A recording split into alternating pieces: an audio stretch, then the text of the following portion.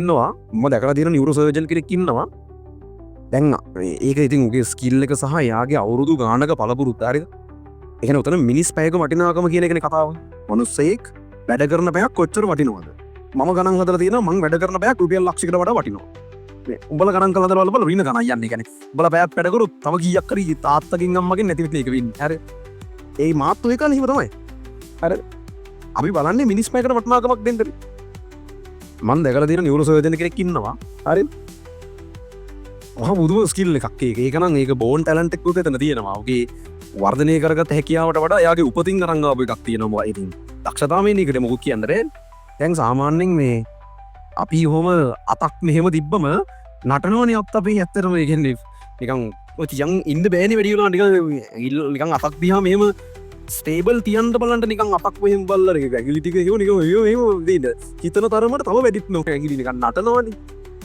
ඒ මනුස්සයා මම දැකලා තියෙනවා නියුරෝ සර්ජන් කෙනෙක් ඉස්සරහ පේෂන් ඉන්නවා සීන් නැති කරලා ඔලු කට අයින් කරලා මොලේ තියෙන්නේ හරිද මොලේ ඉස්සරෙන් අත මෙහෙම තියලා පෙන්නනවා එක චුප්පක් ගැස්සෙන්නේ ඒක මන් දන්නේ නිකන් ගලක් තිබ්බ වගේ තමයි හෙල්ලෙන්නවත් නැහැ හරි ඒක කොහොමද කරනවද කරන්නව නෙවෙයි ඉතින් ඒක අවුව බලෙන් කරන්න ගියාම තව ගැහෙන එක නෙවෙන්නේ يعني උපතින් අරන් ආපු යම් පාට් එකක් ඇති සහ යා ප්‍රගුණ කරපු ස්කිල් එකක් නියුරෝ සර්ජන් කෙනෙක් වෙන්න තමයි ලෝකේ වැඩිම කාලයක් යන ඒ වෛද්‍ය ශාස්ත්‍රයේ වැඩිම කාලයක් යන්නේ නියුරෝ සර්ජන් කෙනෙක් වෙන්න ඒ වගේම ඒක අනිත් පැත්තට හම්බෙන සැලරිස් ගොඩක් ලොකුයි සහ ඕකේ තියෙන්නේ එහෙම අර එක්සෙප්ෂනල් ලෙවල් එකට ගියාම යාව රිප්ලේස් කරන්න කෙනෙක් නැති මට්ටමට ගියාම කියන ගාන කොච්චරක්ද කවුරුත් අහන්නේ නැහැ. ඒ කියන්නේ ප්‍රශ්න කරන්නේ නැහැ. ඒ කියන්නේ එයාට විතරයි මේක කරන්න පුළුවන්.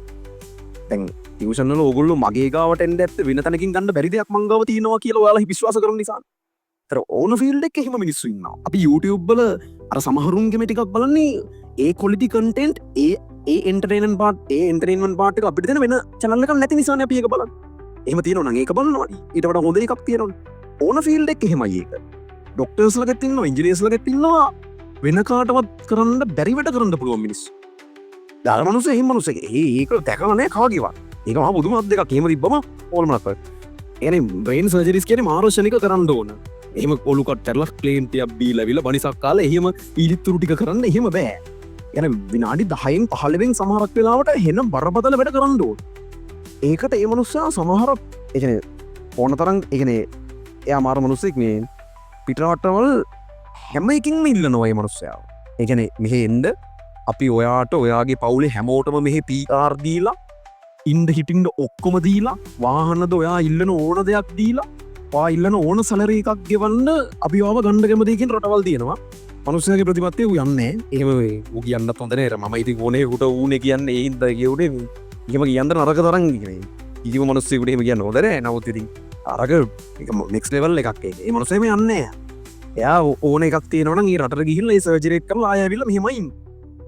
ඒ සමහර සර්ජරිස් වලට ඒ මනුස්සයාට එන්න කියන්නේ කෙලින්ම කෝටි 5ක් දෙන්නම් ඇවිල්ලා කරලා යන්න. එන්න පැය 5ක් ගියා කියන්නකෝ. එහෙට යන්න ඒ රටට යන්න පැය 5යි. එතන ඉන්න දවසේ සර්ජරි එක සමහරට විනාඩි 15යි. දෙන ගාන කෝටි 5ක් වෙන්න පුළුවන්. එහෙම සර්ජරිස් කරන්න වෙනවා. ඒ සමහරට ඒ සර්ජරි එක කරලා තියෙන්නේ අදාළ රටේ අගමැතිගේ පුතාගේ සර්ජරි එක. ඒ මිනිස්සු ඒ සර්ජරි එක දෙන්නේ වෙන කාටවත්. එහෙම ලෝකෙම ඉන්න කීප දෙනාකින් හොඳම එකක් කියලා තෝරලා දෙන්නේ. ඒකට ඒ මිනිස්සු කෝටි 5 නතින් උන්ට. එහෙම දෙන සර්ජරිස් තිය. ඉතින් මේ මනුස්සයා කියන විනාඩි 15 සර්ජරි එකක් කරලා හොඳට කකා බිබී යනවා. එනකොට ඔක්කොම ෆ්‍රී නේ. යන්න එන්න ඉදුම් හිටු ඔක්කොම ෆ්‍රී. කකා බිබී එනවා. විනාඩි 15ක සර්ජරි එකක් කරනවා. ගෙදර ඉද්දි බැංකුවට කෝටි 5ක් වැඩි. යුනිවර්සල් මිනිස්සු අය ලංකාවේ කිව්වට උට ඕන රටකට ඕන වෙලාවක යන්න පුළුවන් ඕන කෙනෙක් එන්න ගන්නවා මේ මනුස්සයා. ඒවා මාරු ලෙවල්. ඒ මිනිස්සු ගැන අපි දන්නෙත් නැහැ කවුරුත් අහලත් නැහැ මොකුත් නැහැ. ඒ කියන්නේ ඉතින් එහෙම උන්ට කැටයම් පෙන්න නුවණාවකුත් නැහැ. ඒ අර කැටයම් පෙන්වන්නෙත් එක්තරා ලෙවල් එකක් වෙනකන් තමයි. ඊට පස්සේ උන් එහෙම කැටයම් පෙන්වන්නේ නැහැ. ඒ ඇත්තටම හල්ලි තියෙන්නේ උන් කැටයම් පෙන්වන්නේ නැහැ. ඒතර මේ එහෙම මිනිස්සු ඉන්නවා. අර ඒවා පට්ට ස්කිල් සහ ඒක වාසනාව ඔක්කොම කලවම් වෙලා ඇති. එහෙම ඩොක්ටර්ස්ලා ඉන්නවා. හරි එතකොට කෙනෙක් කිය ඉතින් උගේ විනාඩි 15කට අපි කෝටි 5ක් ගෙවන්නේ ලක්ෂ 500ක් ගෙවන්න කියලා. ඔව්. උගේ ඒ විනාඩි 15ට සමහරට ඒ මිනිස්සයා අවුරුදු 15ක් මහන්සි වෙලා ආයේ. විනාඩි 15න් ටක් ගාලා කරලා ඉන්නේ. ඉදරන්න හදිසියට නෙවෙයිනේ. මිනිහෙක් පැරලා පෑ ගණන් තියන්න බැරි නිසානේ. ඒක ඉක්මනට කරන්න ඕන නිසානේ. එහෙම ඇරලා ඕන වෙලාවක් තියලා හිමින් සීරෝ කරලා හෙට ඇවිල්ලා ඊටු ටික කරමු. එහෙම කරන්න බෑ. ඒක ඉක්මනට ඉවර කරන්න ඕන. ඒ හින්දා මේ මිනිස්සයාගේ විනාඩි 15න් කරන්නේ. ඒ විනාඩි 15ට උනාට ජීවිතේ අවුරුදු 15ක් 25ක් එයා ඒකට කමිට් කරලා ඇති. ඒක ප්‍රතිඵලය තමයි යාගේ මිනිස් පැයක වටනකො දැන් විනාඩි 15ක් කෝටි 5ක් නම් ඒ මිනිස් පැය ගත්තාම මේක කෝටි 20ක් ළමයි ලක්ෂ 2000ක්. ඔගේ පැයක වටිනාකම ඒ මනුස්සයාගේ පැයක වටිනාකම පැයක් වැඩ කරන පැයක වටිනාකම. මේ අපි දඟලන්නේ සහ ඔයාලා දඟලන්නේ තමන්ගේ මිනිස් පැයක වටිනාකම වැඩි කරගන්න. සමහර අස්සන් තියෙනවා පුදුම වටිනවා. ඒ අස්සන නැතුව කරන්න බෑ කිසිම දෙයක්. ඒ අස්සන ඕනේ තනි මනුස්සයෙක්ගේ අස්සනක් ඒක කෝටි 100ක දෙයක් වෙන්න පුළුවන් උගේ අස්සන ඕන. එහෙම අස්සන් තියෙනවා. ඒ වගේ පොඩි දේවල් ටිකකට ලොකු වැලියු හදන්න අපි උත්සාහ කරන්න. දැනට ඔයාගේ මිනිස් පැයක වටිනාකම බිඳුවයි හෝ රින ගානක්. ඒකට දෙන්න හදන්න ඒක පිටකොටුවේ බර උස්සන මනුස්සයගේ සමහර විටක් ඒ මනුස්සයා දවසේ පැය 10ක් විතර වැඩ කරලා රුපියල් 3000ක් කරන් යනවා වෙන්න පුළුවන්. ඉතින් එයාගේ මිනිස් පැය වටිනාකම රුපියල් 300යි. ලංකාවේ සාමාන්‍යයෙන් රුපියල් 50000ක 60000ක ජොබ් එකක් ගන්න මනුස්සයෙක්ගේ මිනිස් පැයක වටිනාකම රුපියල් 333යි. ගණන් හදලා බැලුවම මෙහෙම ඉන්නේ නේ ඇවරේජ් මනුස්සයෙක්ගේ ඔෆිස් මනුස්සයෙක්ගේ මිනිස් පැයක වටිනාකම. එතකොට ඒක මනුස්සයෙක් මනුස්සයෙක් වෙනස් වෙනවා. සමහර සර්ජන්ලා ඉන්නවා කියන්නේ සාමාන්‍ය මට්ටමේ සර්ජන්ලා ඉන්නවා. ඒක අර වගේ ලෝකෙටම එකෙක් ලංකාවටම එකෙක් ඉන්න නෙවෙයි මං කියන්නේ.